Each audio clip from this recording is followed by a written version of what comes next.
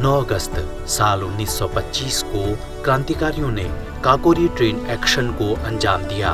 Kakori train action से स्वाधीनता सेनानियों ने सरकारी खजाना लूटकर जनता को यह संदेश दिया था कि क्रांतिकारी आम जनता के नहीं बल्कि ब्रिटिश शासन के विरोधी हैं।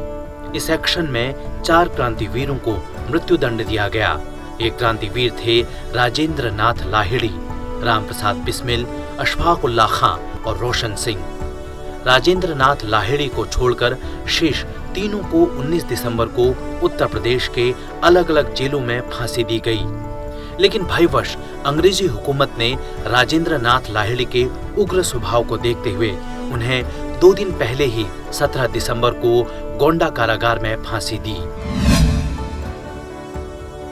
9 अगस्त साल 1942 को भारत का ऐतिहासिक भारत छोड़ो आंदोलन शुरू हुआ।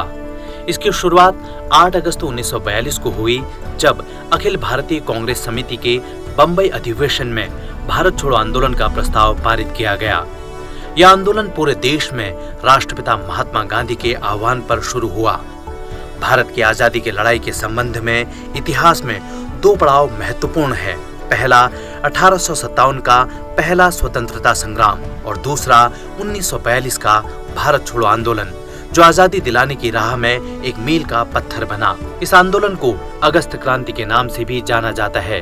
इस लड़ाई में गांधी जी ने करो या मरो का नारा देकर अंग्रेजों को देश से भगाने के लिए भारत के युवाओं का आह्वान किया था।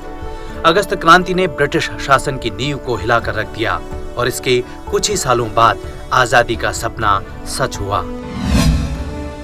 9 अगस्त साल 1945 को इतिहास में दूसरा परमाणु हमला हुआ।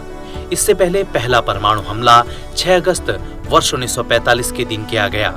ये दोनों परमाणु हमले द्वितीय विश्व युद्ध के दौरान संयुक्त राज्य अमेरिका ने जापान पर किए, जिनमें 6 अगस्त को पहला परमाणु हमला जापान के हिरोशिमा शहर पर और दूसरा परमाणु हमला नागासाकी पर किया गया।